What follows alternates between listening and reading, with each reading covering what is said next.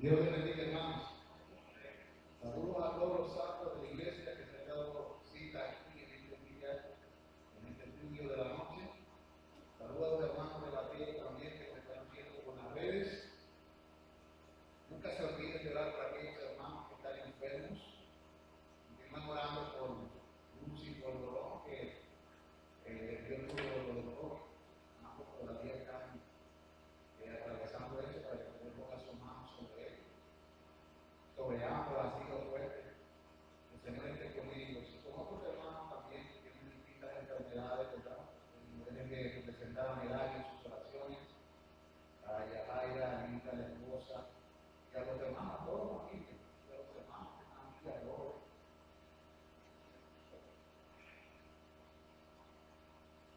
Estamos agradecidos de Dios porque nos permite congregarnos nuevamente. Estamos agradecidos de Dios porque podemos alabarle. Estamos agradecidos de Dios porque podemos estudiar la palabra juntos. Cumplir con aquella parte que dice la Escritura que los que habían creído perseveraban en la doctrina de Cristo y sus apóstoles.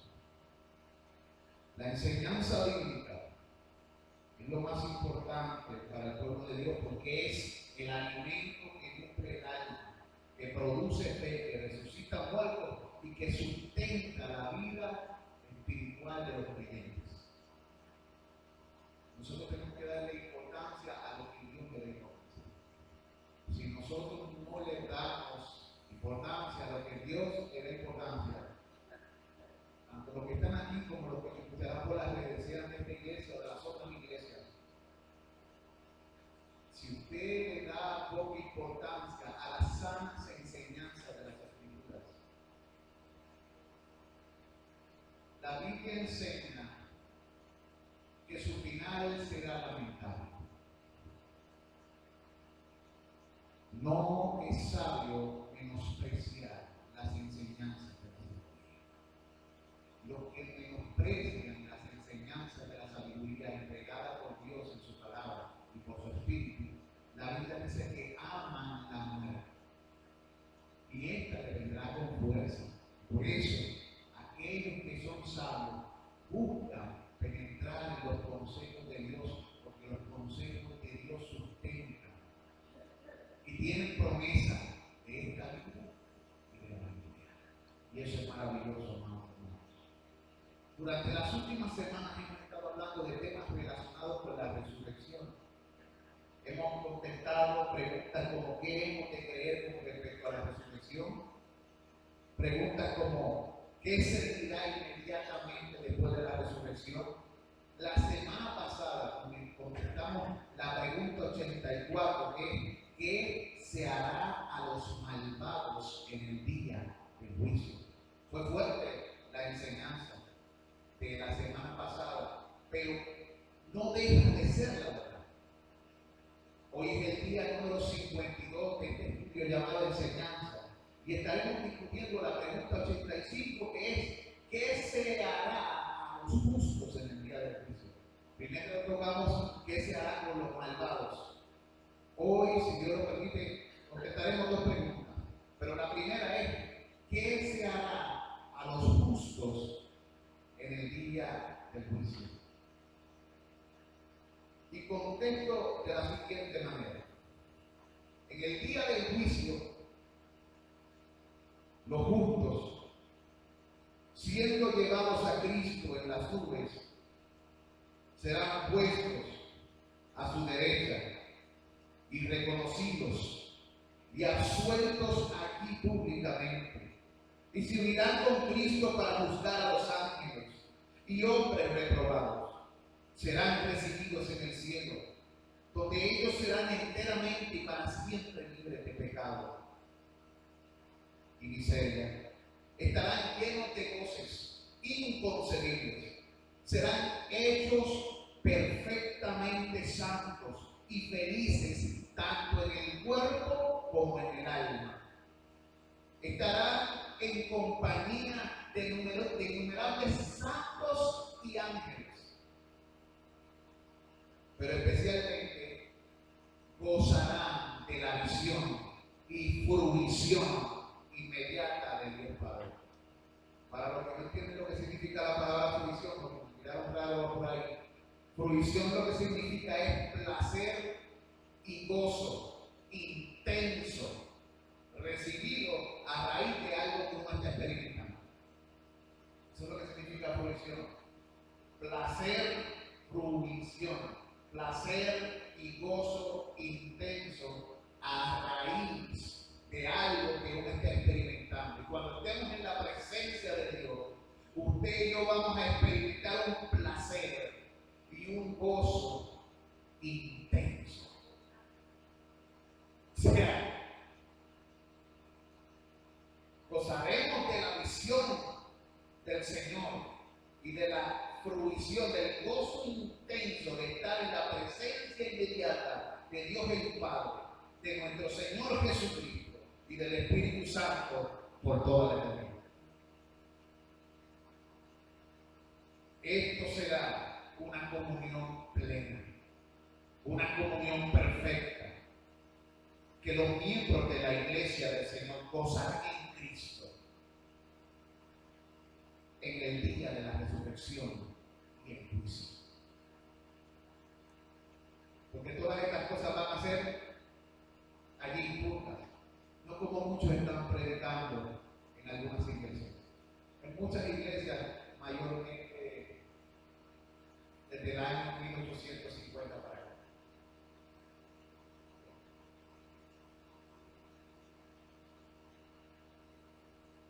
Padre Santo, mientras estudiamos estas cosas y entramos a las Escrituras para probar todas estas cosas, te pido que tu Espíritu abra el corazón de tu pueblo.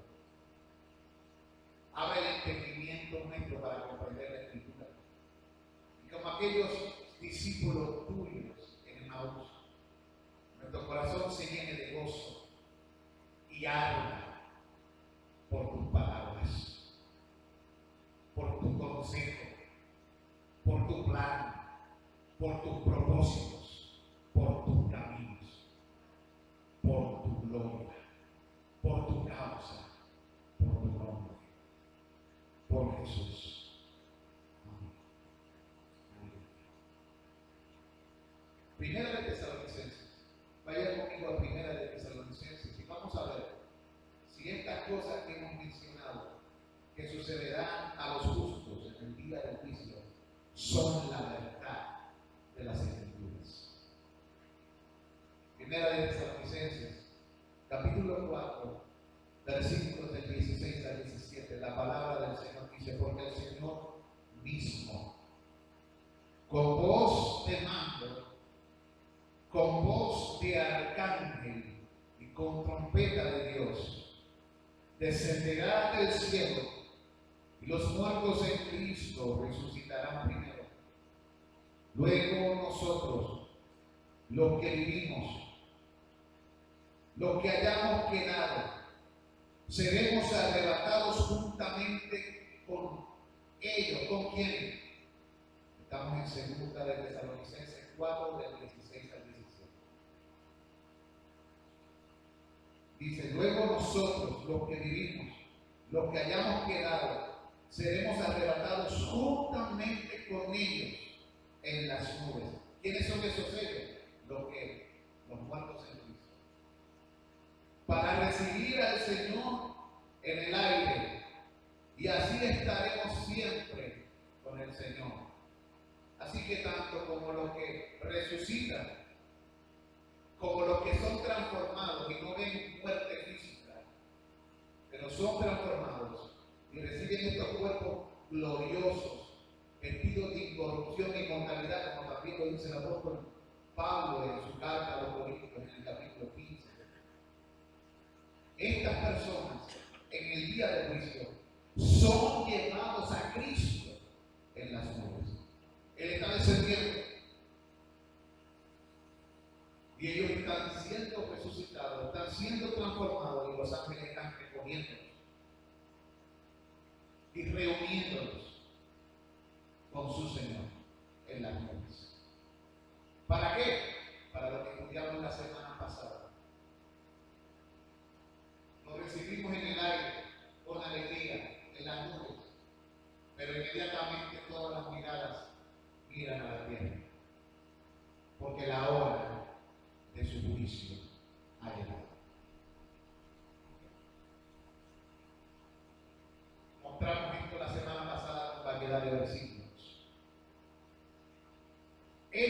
personas que el Señor ha llevado así en aquel día de juicio son los que fueron puestos a su derecha. ¿Se acuerdan? La semana pasada hablamos de lo que significa la izquierda en el contexto bíblico. No que, como algunos piensan, que no ser izquierdo sea malo. Eso no estamos hablando de gente que lo lleva a esos niveles. Pero el Señor está diciendo algo.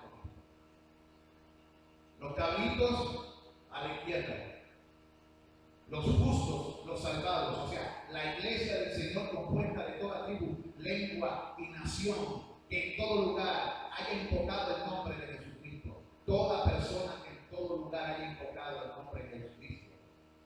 Esta persona será puesta, según las Escrituras, a la derecha de nuestro Señor y serán reconocidos. Y serán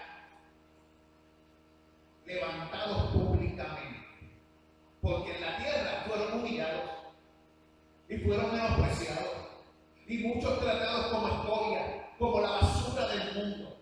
Pero de esto dice la Escritura que el mundo no era digno.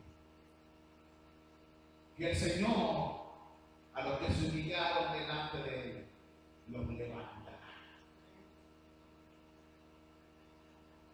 Para que sepan todos los que se burlaron de los santos y hablaron mal del Dios viviente y de sus hijos en todos los lugares, que Dios los ha amado. Eso lo dice la Escritura, que es uno de los premios.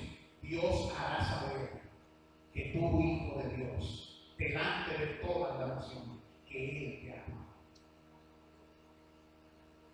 En Mateo 25:33 vemos como nuestro Señor Jesucristo dice lo siguiente mientras habla: y pondrá las ovejas a su derecha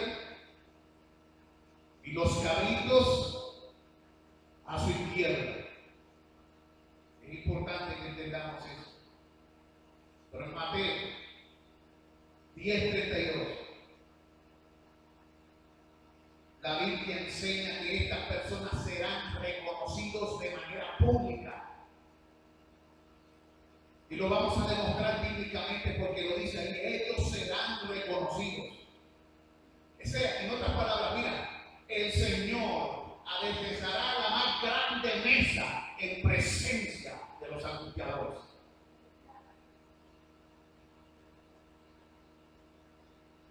Y todos aquellos que no quisieron y se burlaron y dijeron: rompamos sus ligaduras, echemos de nosotros sus cuerdas.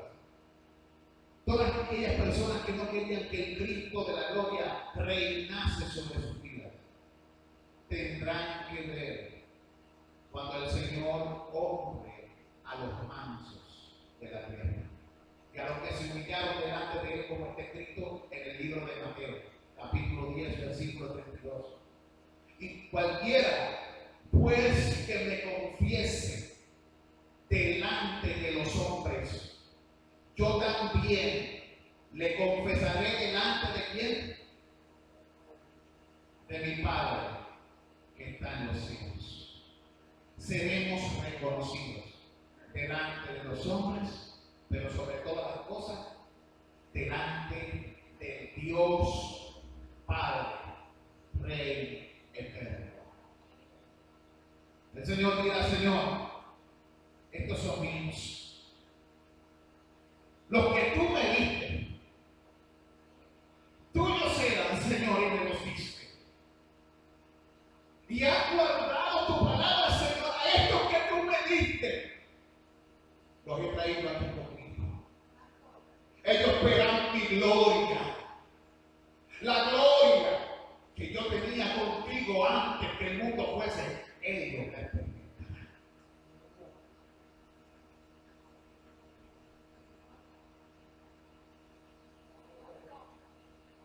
Alabado sea el Señor.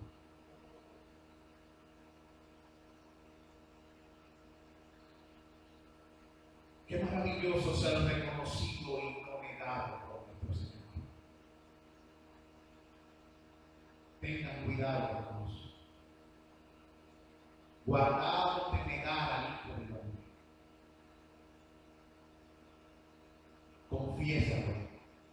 Ahora, confesar al Señor es como algunos piensan. Vengo aquí a la iglesia y confieso. No. La confesión del creyente es una confesión constante, continua, perseverante, a través de la vida que Dios nos concede.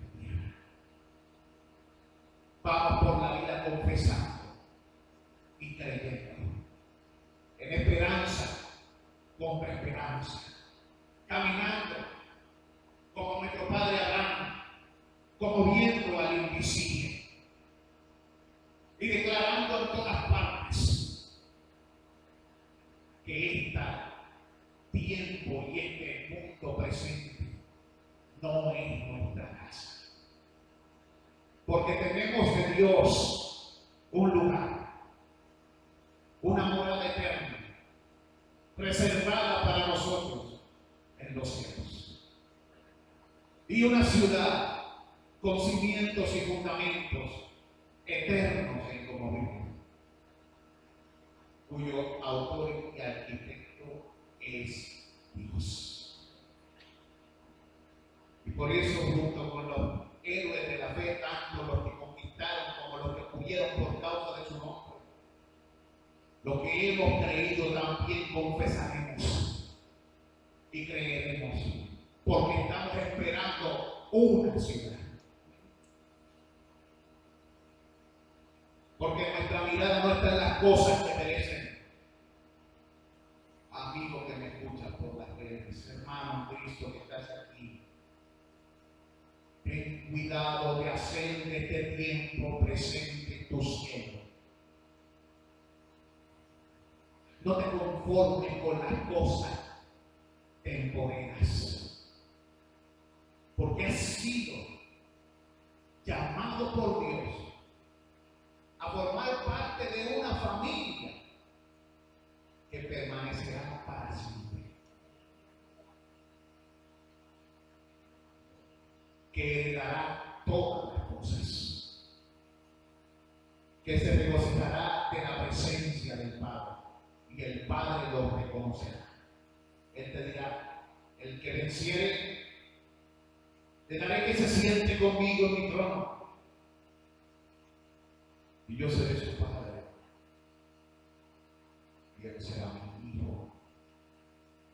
Ellos serán mi pueblo, dice el Señor, y yo seré su Dios.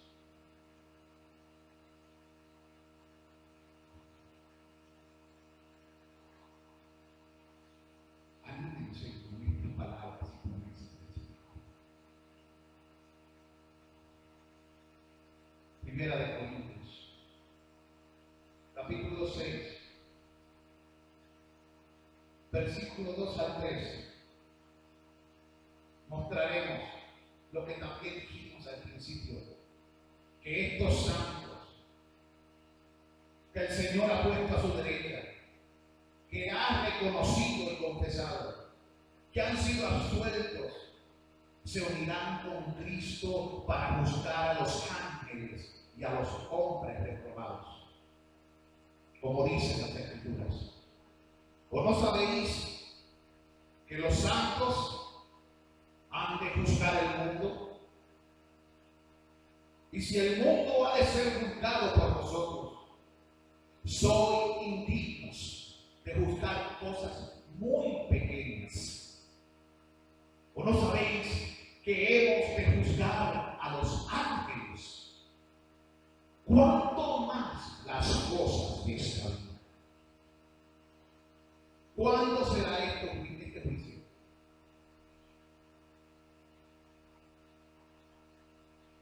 Dios nos va a dar parte de estos asuntos. Dios nos va a dar parte de sus labores, porque así lo ha querido. Esa fue la enseñanza del apóstol a la iglesia. Y cuando se lo dijo con el propósito de hacer y discernir en la iglesia cuando algo estaba bien o estaba mal, entre hermano y hermano. Si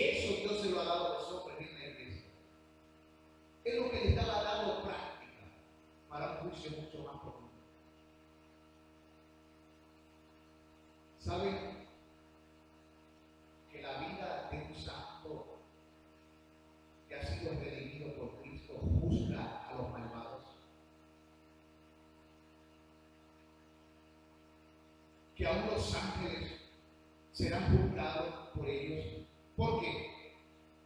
Porque los ángeles, recibiendo todo y teniendo todos los beneficios de la gloria, desecharon estas cosas. Pero los creyentes redimidos, habiendo nacido en un mundo que todo lleno en pecado, desecharon lo que los ángeles querían para tener aquello que los ángeles desecharon. Ellos querían estar de nuevo, los redimidos, con el autor de su salvación, con el autor de la vida, con su amor.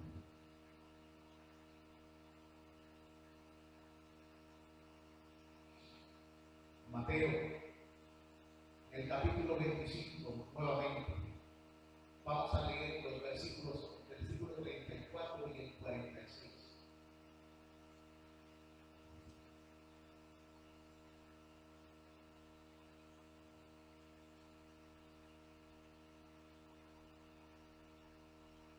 Porque allí se nos habla de lo que mencionamos al principio, que estos santos serán para siempre libres de pecado y de miseria, y serán llenos de goces concebibles,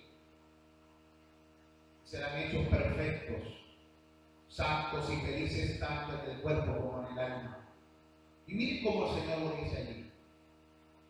Entonces el rey, acuérdense que todo esto está sucediendo cuando el Señor está en el juicio, ha venido, ha recogido, las ovejas han sido recogidas, los cabritos a la izquierda, las ovejas a la derecha, y el rey entonces le está hablando a los de la derecha y les dice: venid, benditos de mi Padre, heredad del reino preparado para vosotros desde la fundación del mundo. O sea que Dios ha preparado un reino desde la fundación del mundo para lo que Él quiso bendecir. ¿No es lo que está diciendo? Y de momento dice aquí la Escritura: e irán estos al castigo eterno y los justos a la vida eterna. Ellos reciben amplia y generosa entrada al reino eterno de nuestro gran Dios y Salvador Jesucristo. Estas personas creyeron en Jesús, fueron llenos de las excelencias del cielo por la divina bondad del Padre, crecieron en la virtud, en el conocimiento, en la piedad, en el amor fraternal. No quedaron ociosos ni sin fruto en cuanto al conocimiento del Señor Jesucristo, porque el Espíritu de Dios estaba en ellos. Ellos son benditos.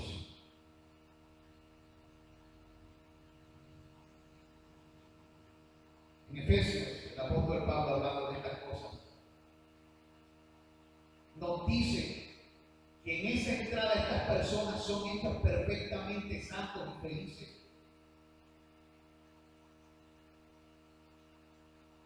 O sea, no están llenos de mancha.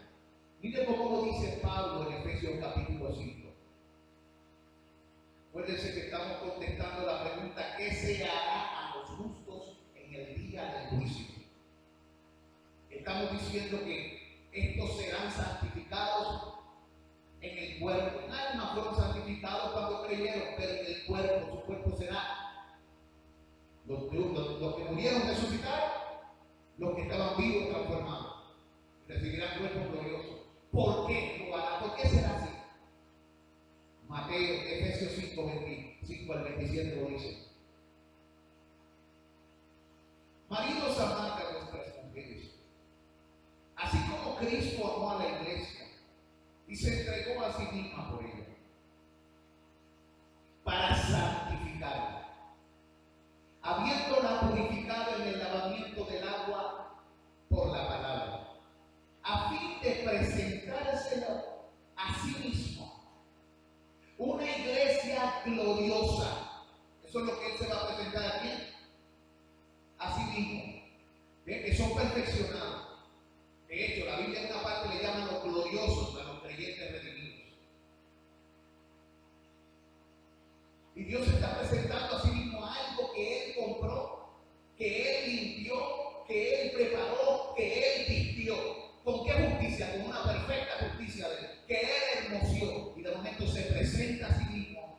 algo glorioso, una iglesia gloriosa, que no tuviese mancha, ni arruga, ni cosa semejante, sino que fuese santa y sin mancha.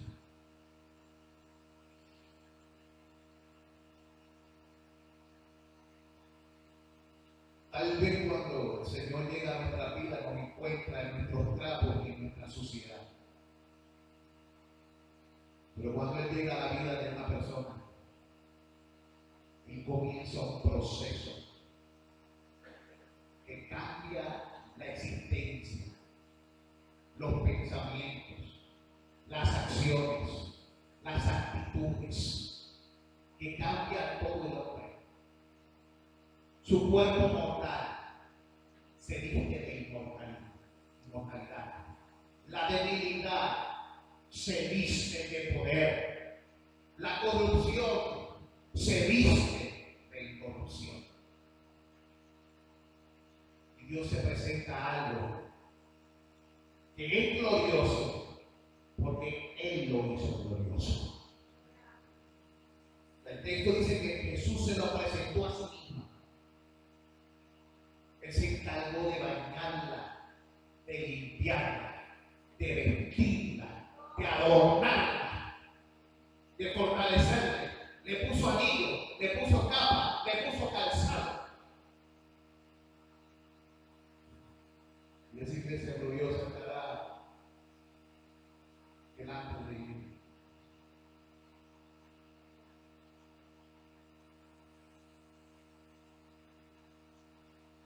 Y la iglesia siempre sabe que la razón no fue ella misma, sino que Él la miró y derramó sus gracias.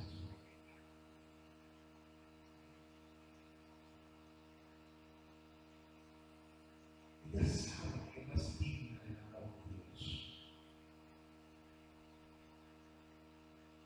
Ella sabe que no es merecedora de las gracias. Ella sabe que si está con Él fue porque Él la amó de pura gracia.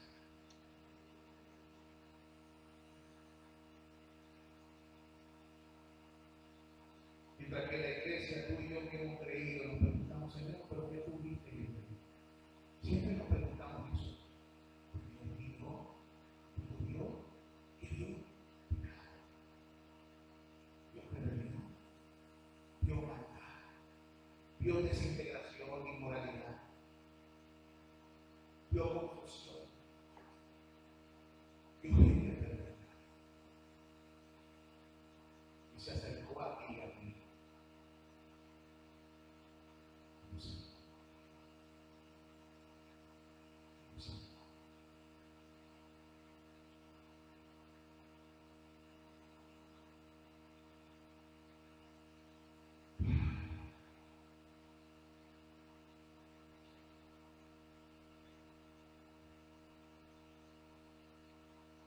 Y en mí centurias antes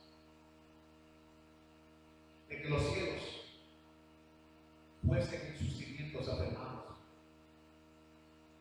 los mundos por venir, los nuevos siglos, todo estaba en su mente planeado. El mismo Santo, el ave pasajero, los tronos con sus reyes coronados, el fin de dinastías, de pueblos y de eras, todo estaba en su mente decretado. Allí estaba y allí estaba yo. Lo leímos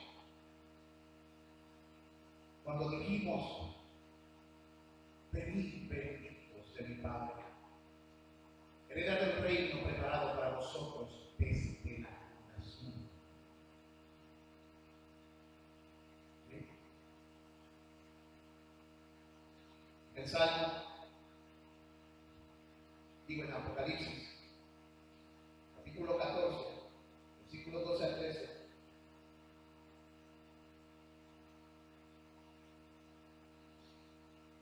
La Escritura nos sigue hablando de estas cosas.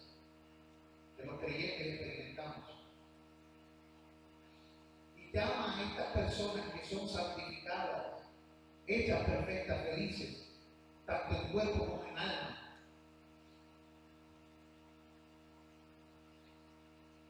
Los llama benditos. Mire cómo lo dice en Apocalipsis 14, versículos 12 al 13. Aquí está la paciencia de los santos. ¿Quiénes son estos santos? Los que guardaron los mandamientos de Dios y la fe de Jesús. Escuchen, iglesia, ¿significa que esto es para todos? No. Esto es para la gente que le creyó a Dios, tomó en serio su palabra y tomó en serio a aquel que Dios envió para ser Señor de vivos y de muertos.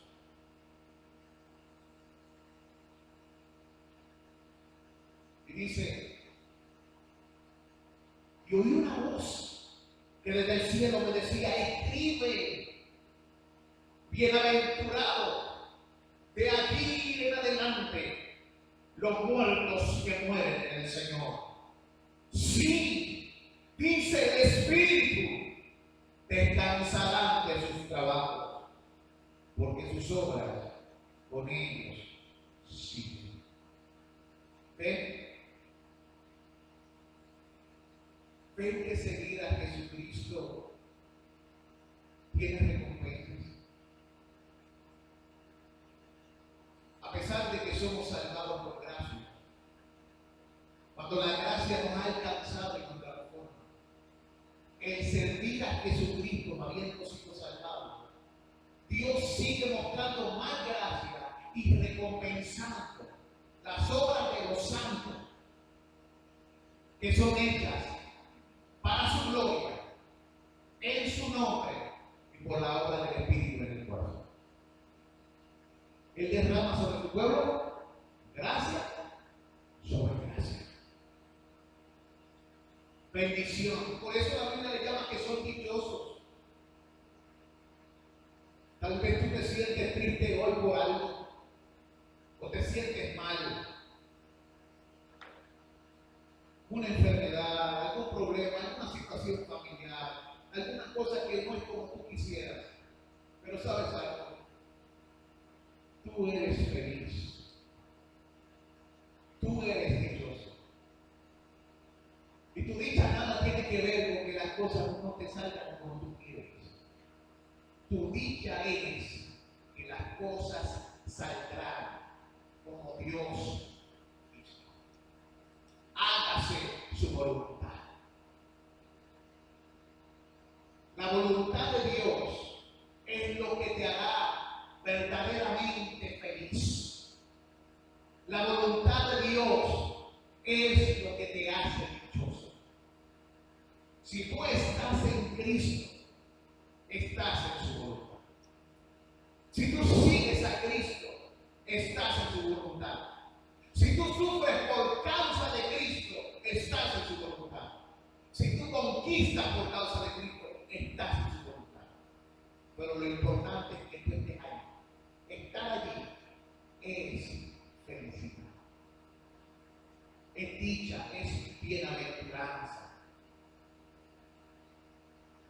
En el Salmo 16:11, el salmista, que se regocijaba de los beneficios que Dios le daría y de la presencia de Dios, cuando gozaría de la visión del Santo y disfrutaría de los y se gozaría de esa presencia del Padre, el Hijo y el Espíritu Santo, él dijo: me mostrarás la senda de la vida.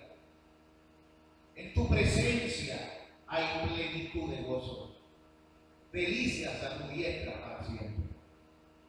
Esas delicias no son para todos, ¿sabes? Son para aquellos que recibieron oídos para oír y ojos para ver. A ellos se les mostró la senda. Ese salmo también es mesiánico, nos habla de Cristo y del gozo del Hijo en la presencia del Padre, pero también apunta a ti y a mí, porque como Él resucitó, nosotros también resucitaremos. Como Él reina, nosotros también reinaremos. Como Él disfruta de una relación peculiar y muy particular e íntima con el Padre, tú y yo, por estar juntos con el Hijo, ahora somos los poseedores de una relación muy íntima y muy peculiar y diferente con el Padre, que no tiene ninguna otra criatura excepto los redimidos. Y los ángeles, santos escogidos.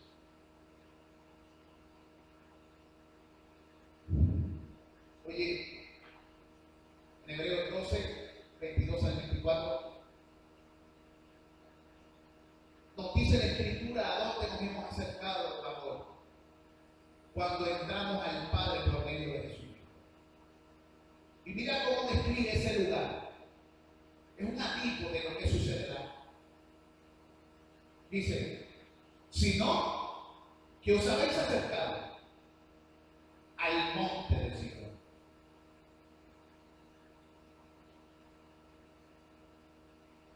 a la ciudad del Dios vivo, Jerusalén, la celestial, a la compañía de muchos millares de ángeles. ¿Se acuerdan que al principio mencionamos que disfrutaríamos de la presencia del Padre, del Hijo y del Espíritu Santo? Pero también disfrutaríamos de la comunión con los santos y con los santos ángeles.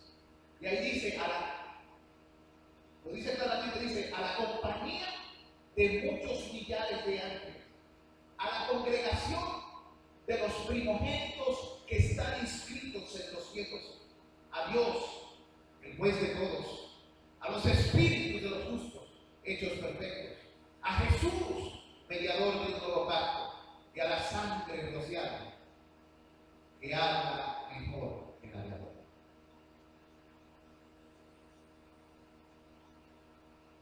¿Cuándo entramos a ese lugar? ¿Cuándo comenzamos a entrar por ese lugar ya y empezamos a recibir esos beneficios? ¿Cuándo?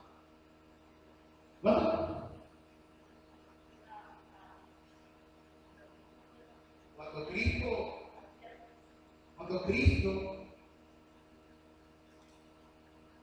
dijo, yo soy la puerta. Cuando entramos por esa puerta que es Jesús, comenzamos a participar de los beneficios. Primero aquí, porque ya estamos con Cristo en los lugares celestiales, en forma espiritual. Pero cuando Él venga en esta resurrección y juicio, participaremos en cuerpo y alma de estos beneficios, de esta santa compañía, de la bendición de contemplar al Todopoderoso, de participar con el Hijo y con el Espíritu que está con nosotros, de codearnos con los santos ángeles y con los millones de millones que hayan creído en el Hijo de Dios viviente. Y esto para siempre, hermanos. ¿Qué cosas aprenderemos? ¿Qué cosas experimentaremos? Nuestra mente no da para tanto.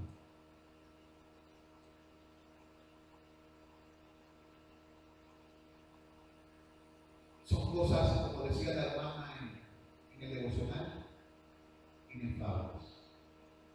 Pablo lo decía también.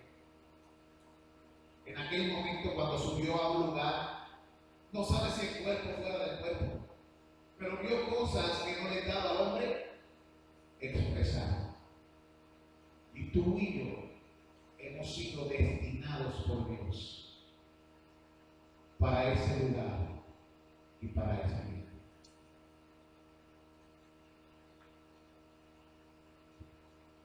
¿Quién me puede leer? Aquí tengo un micrófono aquí, un micrófono ahí. Léeme Juan 3:2.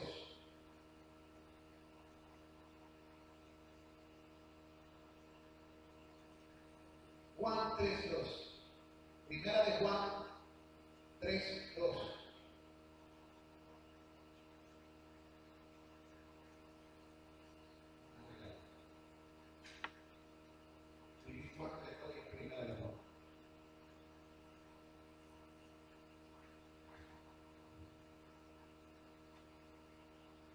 ¿Lo puede leer?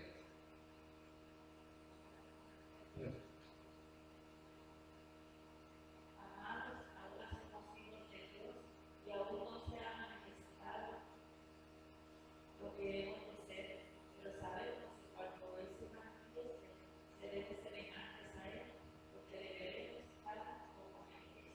Aleluya. Ven, que contemplaremos. Se nos dará el privilegio de tener comunión íntima. Y le veremos como Él es. Primera de Corintios 13, 12. ¿Qué dice? Aquí que tenga Primera de Corintios 13, 12.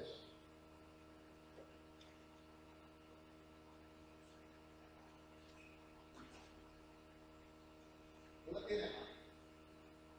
Primera de Corintios 13, 12. ¿Quién lo tiene?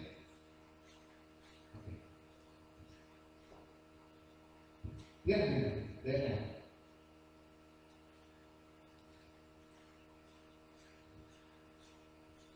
Ahora vemos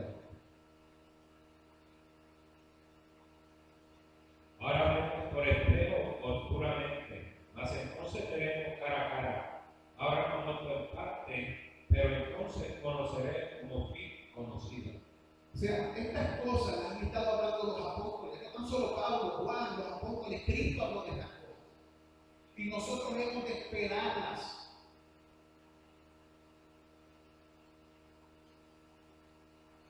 No debemos perder la expectativa y el deseo de su venida.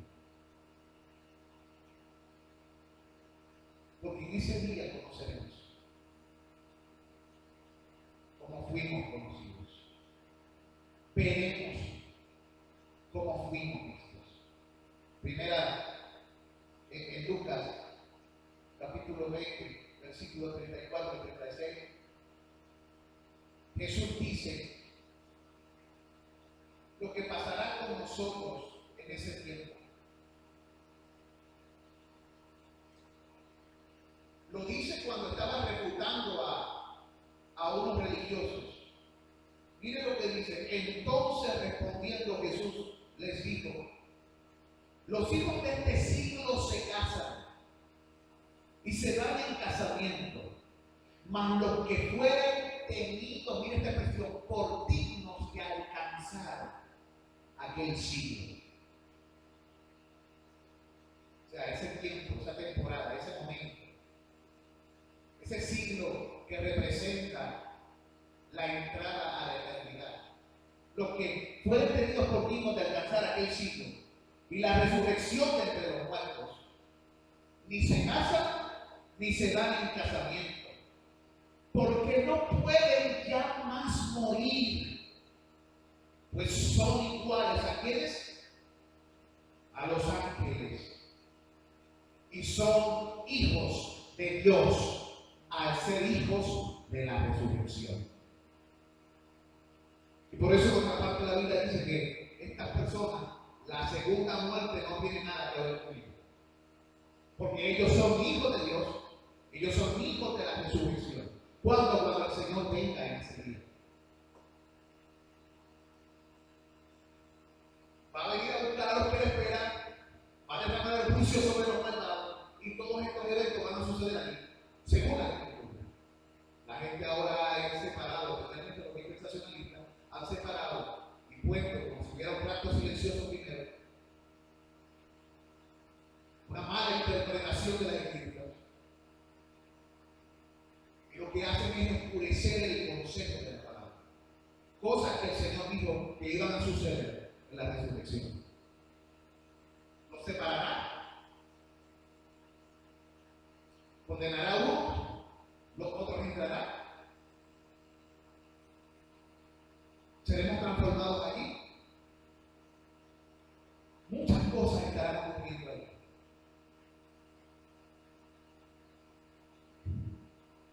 Es tiempo de que dejemos de estar diciéndole a Dios lo que Él tiene que hacer o no hacer, cuando ya le ha dicho lo que va a hacer.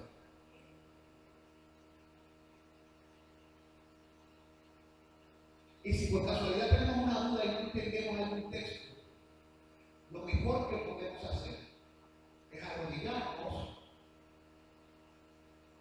bajar la cabeza y esperar. Señor, estas cosas son demasiado maravillosas para mí.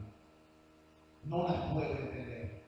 Pero sé, Señor, que un día conoceré cómo fui conocido. Veré cómo fui visto. Un día me despertaré a tu semejanza.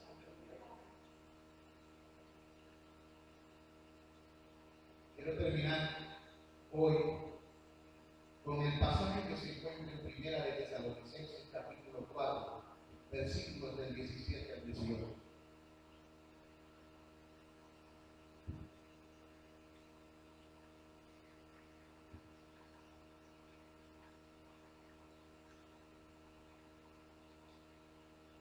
Dice la palabra del Señor: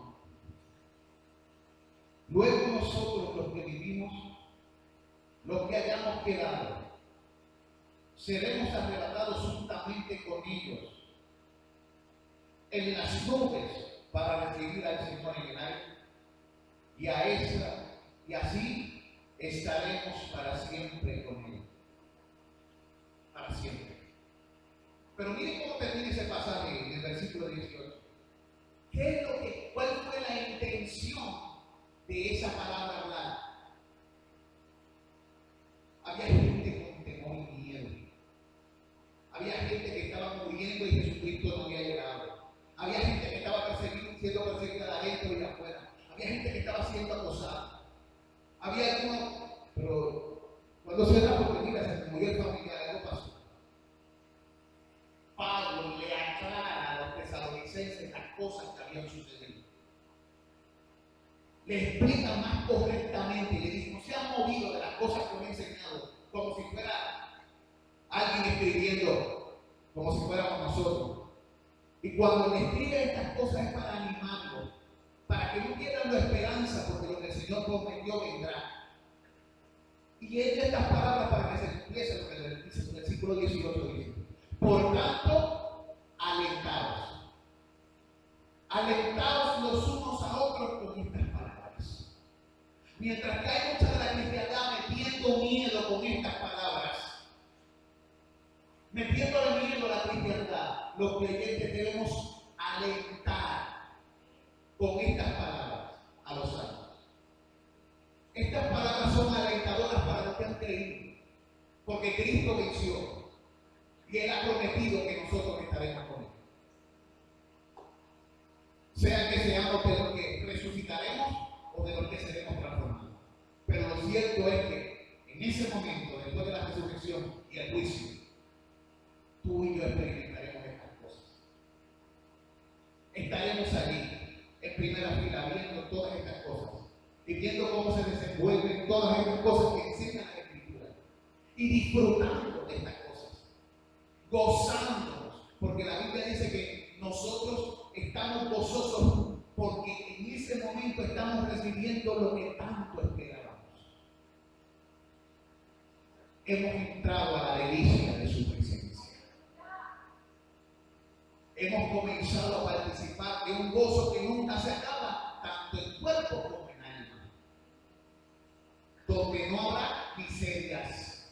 Porque en este tiempo, tú y yo tenemos gozo junto con miserias, alegría junto con tristeza, momentos agradables junto con situaciones. Recibimos buenas noticias y de momento una tormenta. Pero en aquel día, todo eso cambiará para siempre, para nunca volver a ser igual, porque serás como los ángeles, porque ya no podrás más morir, ni te enfermarás, porque el Cordero que está en el trono y enjugará tus lágrimas y te apacentará y te enseñará, porque de Sión saldrá la ley, dice la Biblia, el Señor, del monte, y de allí quiere que se salga el Señor enseñará. Tú y yo en aquel día seguiremos creciendo, seguiremos aprendiendo y proseguiremos en conocer al Señor, pero sin mezcla con el pecado. ¿Por qué?